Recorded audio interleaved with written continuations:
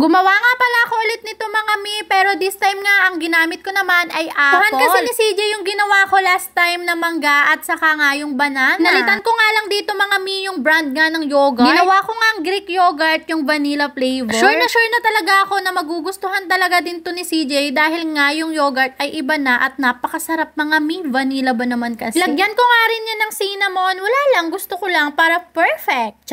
After nga yan mga mi, etong at hinalo-halo ko nga lang yan ng bonggang-bongga. Matatapos na nga rin ako mga mi, pinapakita ko nga lang sa inyo at ayun nga, tinatakpan ko na din. I-overnight nga pala natin to, kaya naman nilagay ko na nga rin agad ito sa chiller. Kinabukasan na nga to mga mi, aba syempre, hindi na nga natin to patatagalin, wala nang patumpik-tumpik ba?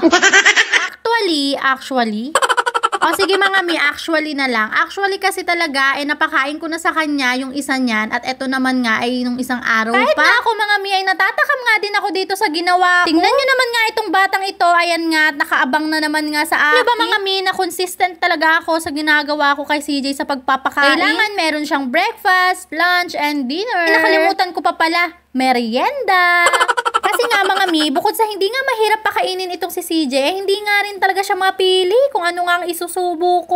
By the way mga mi, nagpe-prepare na nga ako ng susuotin ni CJ dahil nga pagkatapos nga niyang kumain ay papaliguan ko na nga itong batang ere. Siyempre hindi ko na nga pinakita yung proseso ng pagpapaligo mga mi, ay nako Diyos ko, maguguluhan lang kayo sa amin. Hindi ko nga alam sa batang ito kung bakit nga nagpapakyut, sinusuotan ko nga lang siya ng short. Nilinis ko na nga yung ilong niya at dinamay ko na nga rin pala yung tenga niya, nilinis ko na nga rin mga mi. Pagpasensyahan niyo na nga rin pala yung nakikita niyong mga kalat dyan, kaaga-aga nga, talaga namang napakagulo na ng batang ito. Tapos ko naman nga siyang paliguan mga mi, eto naman nga ang eksena. Kita nyo yan, matatapos ba tayo niyan, di ba? Hindi.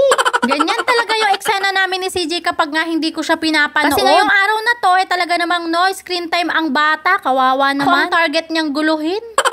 Hinahayaan ko na nga lang siyang gawin yung mga gusto niya, pero tingnan nyo naman, high blood na nga ang mawin nyo.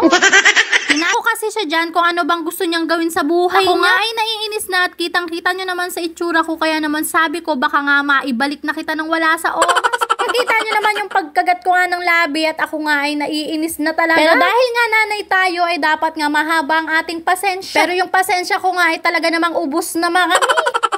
Eto na nga mga mi, nagpalit na nga rin ako dyan ng bedsheet. Kasi nga yung bedsheet namin ay puti, nang gigitata na nga sa mga gatas nitong batang After ko nga makapagpalit ng bedsheet mga mi, nagwalis na nga rin ako dyan ng very light. And after ko naman nga magwalis, dito naman nga ako sa side na to at aayusin ko nga at magpupunas ako dito mga mi. Ngayon nga ay sinisipag ako ng very konti.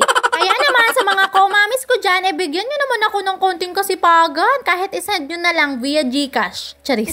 So eto na nga mga mi, konting story time lang. At may i-share nga pala ako sa inyo. Siyempre, ano pa ba? Konting emote-emote lang kasi naman nagdadrama na naman ang numawi. Simula kasi nung naging nanay ako, mga mi, doon ko lang talaga nalaman yung totoong sakripisyo. Dahil alam mo yun, kahit gaano kahirap, basta para sa mga anak natin, ay talaga namang kakayanin natin. Pa nga mga mi, may times pa nga na bigla-bigla na lang tayong maluluha. Pero hindi nga natin yun namamalayan. Dahil na pala yun sa mga problema na wala tayong mapagsabihan. Kaya naman mga mi, kapag nga may problema kayo, i-chat nyo lang ako, tara, usap lang ha.